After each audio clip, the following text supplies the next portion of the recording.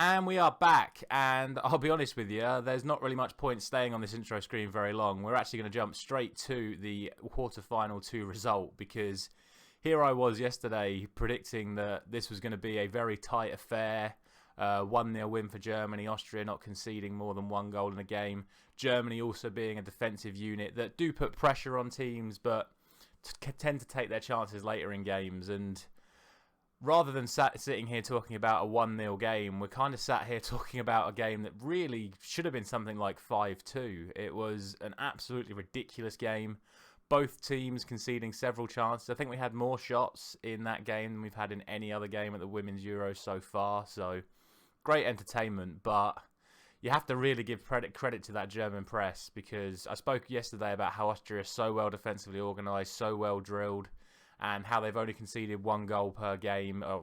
One goal against England, no goals in their other two group games. And Germany just created their own chances by forcing Austria to essentially create their own downfall. Both goals coming from the German goalkeeper giving the ball away. First one a bit more complicated than that in regards to the fact that then an Austrian defender tried to hold off one of the German attackers but just couldn't, creating that first goal.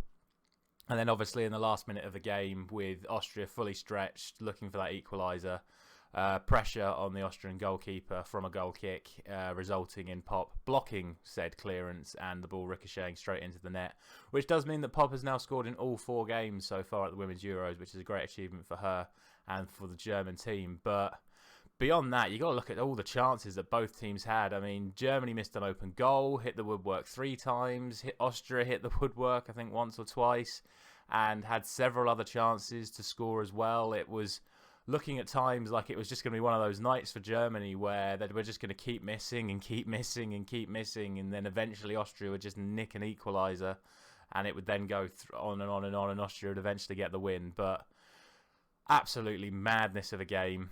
Fair play to both teams for making it so entertaining, and Germany, of course, coming out as 2-0 winners in the end, which annoyingly for me means I get 2 points rather than 4. 2 points again because I went for Germany to win in 90 minutes and Germany to progress, so 1 point for each of them. But despite how high the scoreline could have been, I was kind of sitting there hoping that it was just going to stay 1-0 until that last-minute error from the Austrian goalkeeper. But it is still a matchday score of 2, so that brings the tournament score now up to a nice round 30, going into the third quarter-final. And hopefully, I don't know, I think my aim now is to maybe try and get to 40. It'll be tough because there's only 5 games left, but we shall see. Hopefully we can get ourselves up to 40. That is the target. As always, let me know down in the comments how you got on. And let's look ahead to today's game, which is a very important one for England, as the winner will be playing England in the semi-final. And it is Sweden against Belgium. And realistically, there is, again, only one way that this game goes. We said the same about the Germany game yesterday. It should be a Sweden win, but Belgium have sort of been the surprise package of this tournament so far. They were the least likely to progress from their group at the start of the tournament, and they have managed to come through as runners-up. They have shown massive defensive resilience in all of their games, holding France to 2-1. I mean, I've spoken about her every single time. The Belgian goalkeeper has been one of the players of the tournament, if not the goalkeeper of the tournament so far. So it's not going to be easy for Sweden. And to be honest, if it wasn't for their final game result last time out, I would probably have put this a little bit closer. But Sweden did come into this tournament as the highest ranked team in the competition. They are clearly one of the best teams in the world, and Belgium aren't.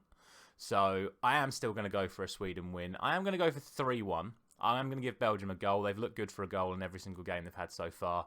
But if Sweden do turn up, then they are going to be too much for Belgium. And in the end, it will be a Sweden win.